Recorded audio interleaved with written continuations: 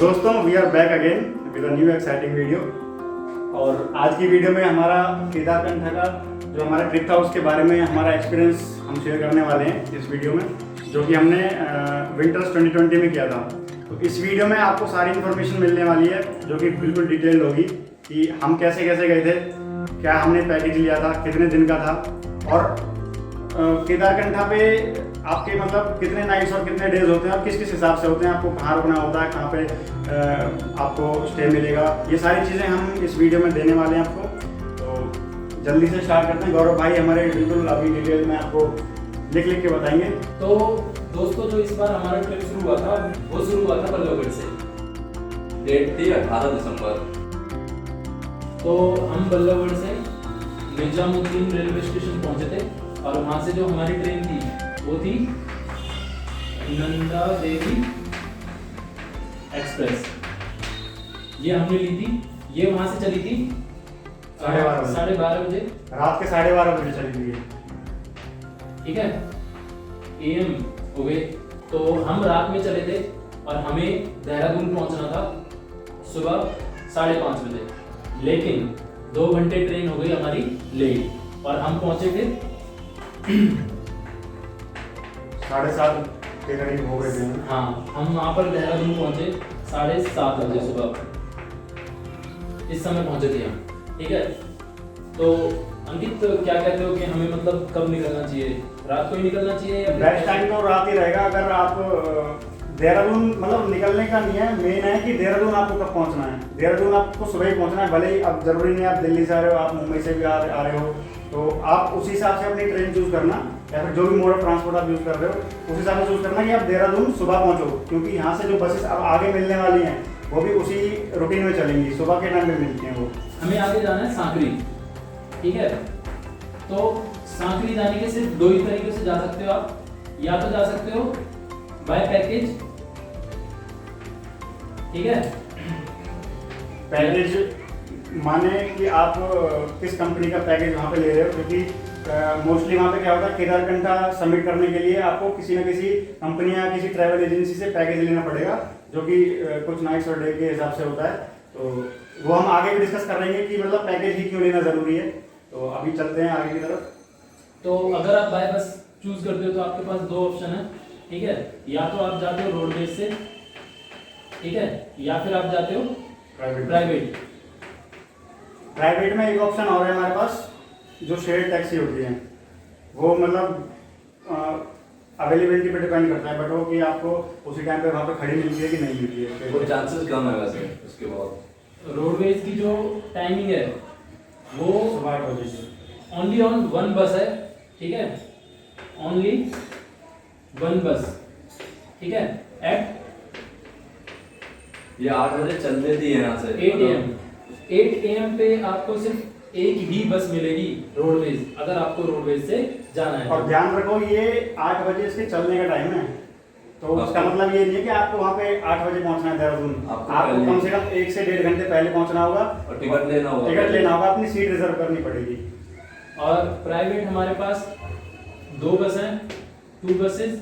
ठीक है, टाइमिंग उनकी है बिटवीन 5 to 7 AM। इनका फिक्स टाइम नहीं है कोई, बट इसके बीच में ही ये रवाना हो जाती हैं देहरादून से सांकरी के लिए। तो बाकी हमारा तो बस का नहीं था, हमने तो पैकेज लिया हुआ था। तो पैकेज के हिसाब से हम अपना पहले एक्सपीरियंस बताते हैं, फिर आपको बिना पैकेज वाला भी एक बार डिस्कस करेंगे। तो हम चलते हैं अपने पैकेज के हिसाब से आगे की तरफ। तो अगर आप चूज करते हो पैकेज, तो पैकेज के लिए आपके 2 तरीके हैं पैकेज चूज करने के। या तो आप लेते हो देहरादून टू देहरादून, या फिर आप लेते हो सांकरी टू सांकरी।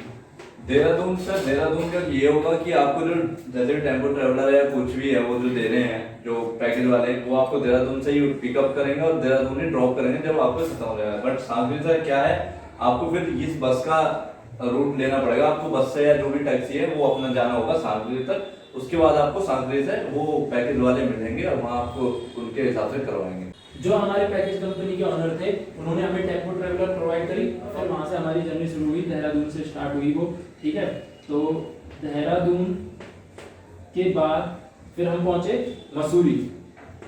मसूरी वाले रास्ते से जा रहे हैं हम। हाँ, वो मसूरी में भी मतलब कई रास्ते होते हैं जो आपका कैंपटी फॉल की तरफ से जाता है उस रास्ते से।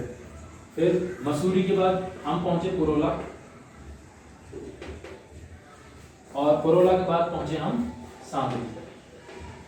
अब यहाँ सबसे इम्पोर्टेंट जो इन्फॉर्मेशन है वो ये है कि यहाँ परोला के 1 या आधे घंटे के आगे ट्रैवल करने के बाद जो मोबाइल के नेटवर्क है वो जाने मतलब चले ही जाते हैं कम्प्लीटली। इस रूट पे लास्ट मेन डेस्टिनेशन यही मिलेगी। इसमें मार्केट वार्केट जो भी है, खाने पीने के लिए भी यहीं रोकते हैं, लंच करने के लिए हम अब यहाँ से चलते हुए सांकरी पहुँच गए। शाम को करीब 5 बजे के करीब पहुँच गए थे, 5 से 6 के बीच। तो यहाँ पे जाके पूरी टेंशन खत्म हो जाती है अब आप अपनी, क्योंकि पैकेज कंपनी को ही करना है, जो करना है आपका लंच डिनर ब्रेकफास्ट आप वही देखते हैं, और जितने भी दिन का आपने पैकेज लिया हुआ है, ठीक है। तो यहाँ पे हमारा फर्स्ट स्टे था सांकरी में, क्योंकि रात को तो हम हाइकिंग स्टार्ट नहीं कर सकते, तो उससे नेक्स्ट डे हमें जाना था उसके लिए। अब ये हमारा केदारकंठा ट्रैक का फर्स्ट डे है।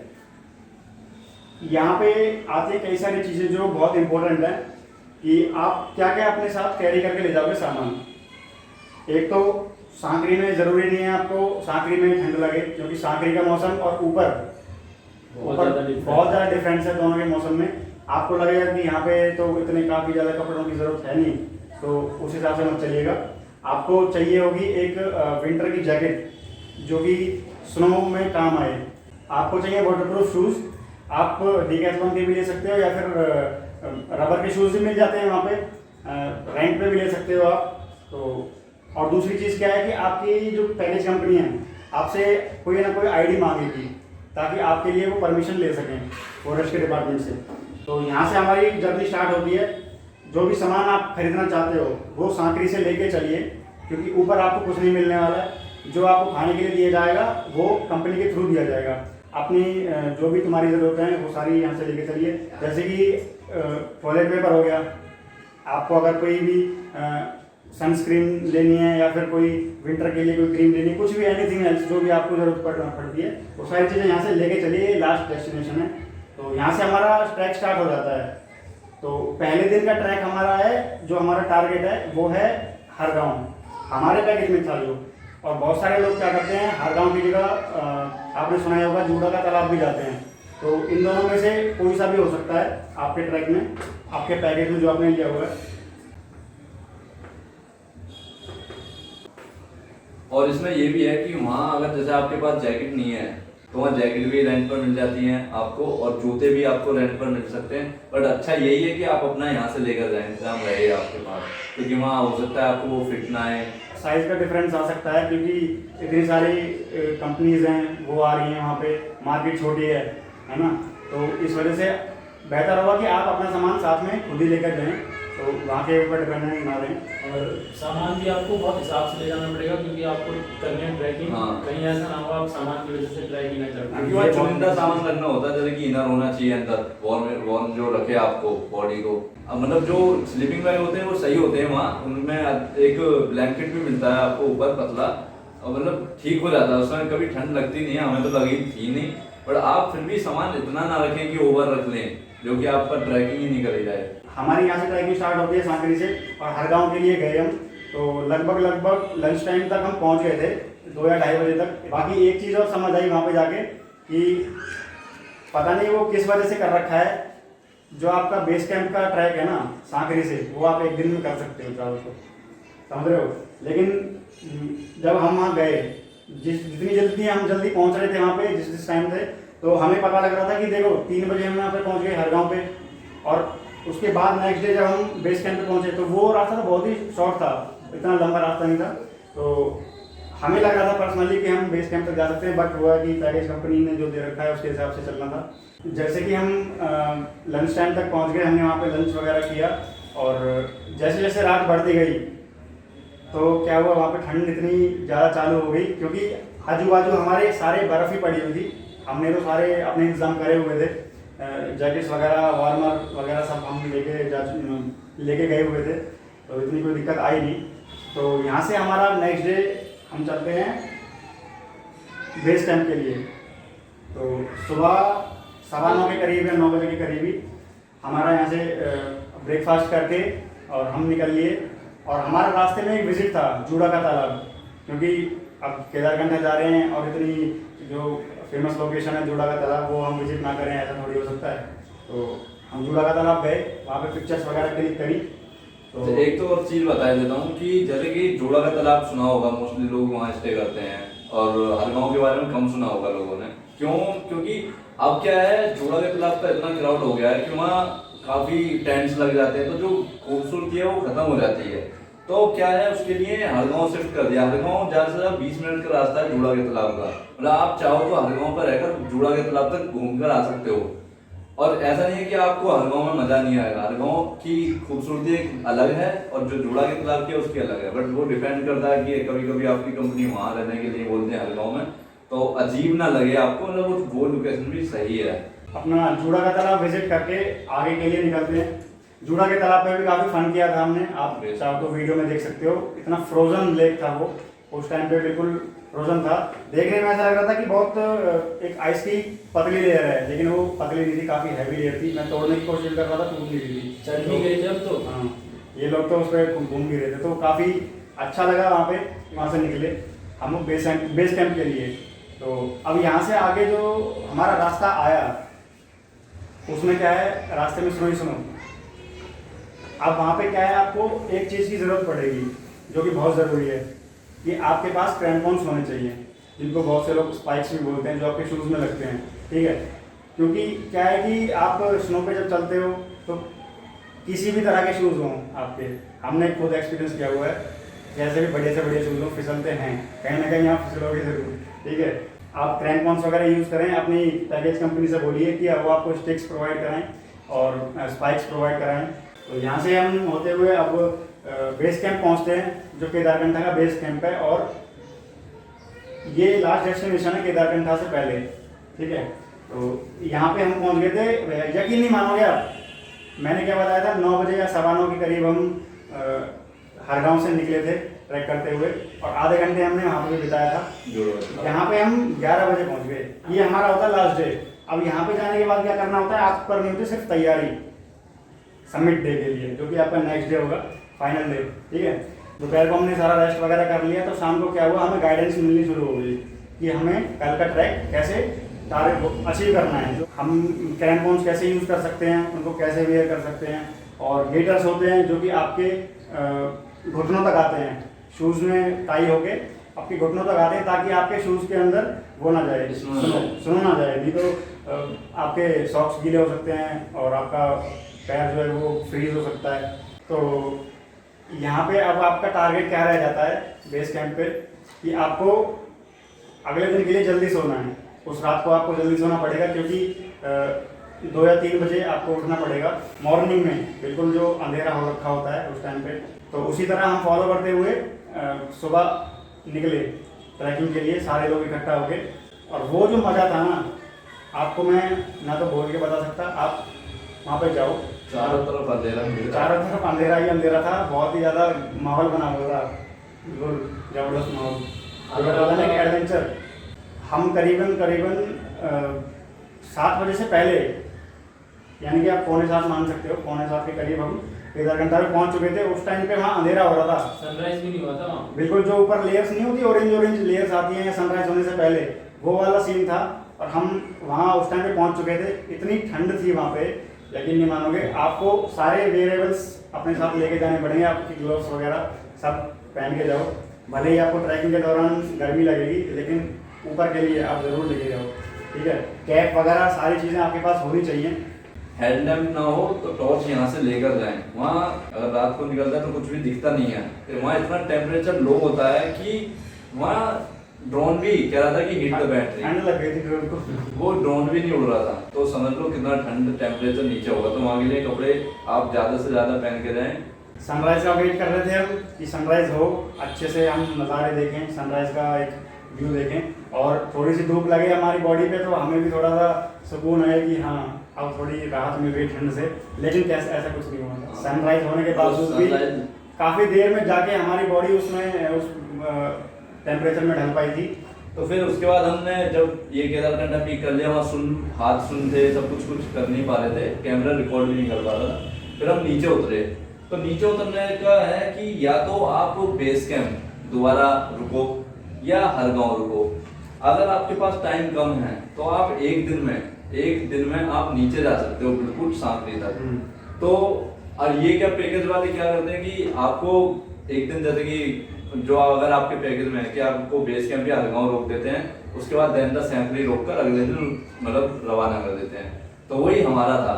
तो हमारे जो पैकेज में क्या हुआ था, हम केदारकंठा से बेस कैंप रुके एक दिन, जिस दिन उतरे उस दिन बेस कैंप रुके, फिर देन द अगले दिन सांकरी उतरे, तो फिर सांकरी रुके, फिर सांकरी से हम अगले दिन तो फिर से हमें मतलब टेम्पो ट्रैवलर प्रोवाइड कराया और हमें वापस सांकरी से देहरादून के लिए रवाना कर दिया। देन फिर हमारी वहां से ट्रेन थी वापस की, तो ट्रेन से हम फिर से दिल्ली आ गए।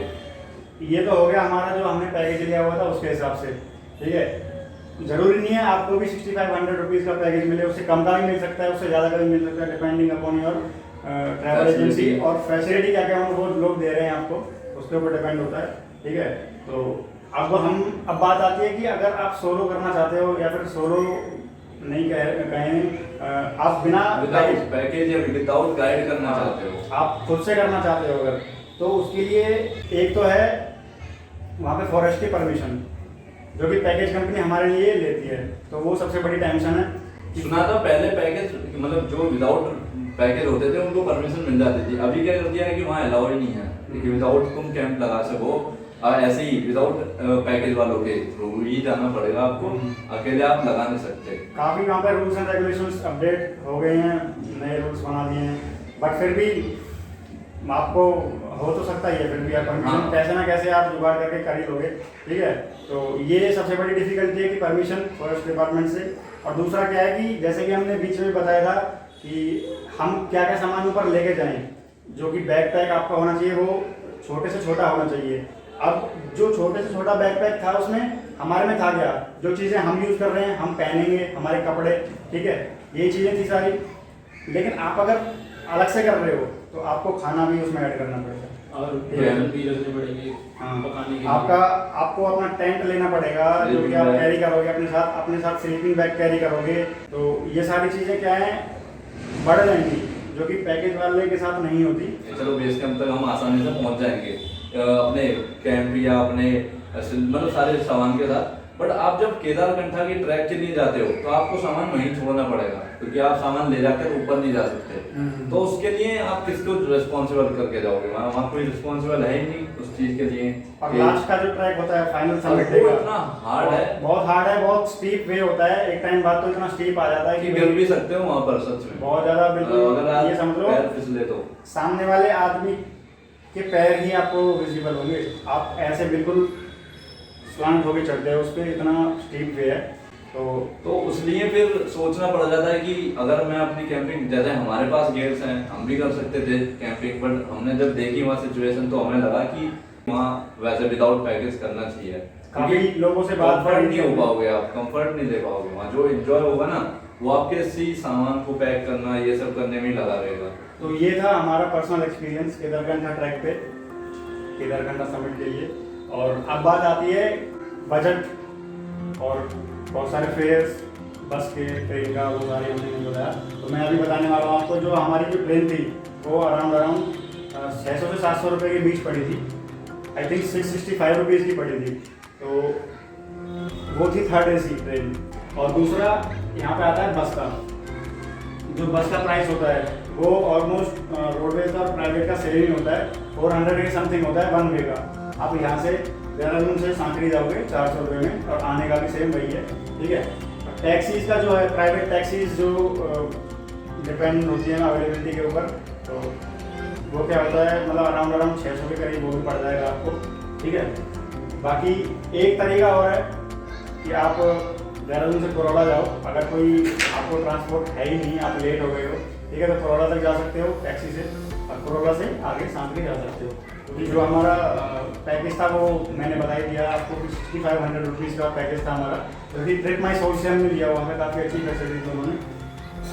5 days 6 नाइट का हमारा पैकेज था वो, ठीक है, 6500 रुपीज़ में। जो जूतों का किराया था वो हाँ। ज़्यादा नहीं था। रबड़ वाले जो शूज़ थे वो आपके 100 और 150 रुपीज़ के थे रेंट पे। और जो जैकेट थी वो वहाँ जो अवेलेबल हो रही थी 500 रुपये की जैकेट मिल रही थी। और आपको ट्रैकिंग पैंट्स भी मिलते हैं, ट्रैक पैंट्स। शूज़ अगर आप चाहो तो बाय भी कर सकते हो, 350 रुपीज़ में आपको खरीदने के लिए मिल जाएंगे। और वो रबड़ के होते हैं, मतलब नॉर्मल वो वैसे लिए बर्फ कंफर्ट के के लिए लिए ऐसे ही है कि उसको- बस बर्फ के लिए वहाँ पहना, बस वो पहन लिया, वन टाइम यूज ही मानो उनको, कोई ऐसा नहीं है कि दोबारा आप पहनोगे।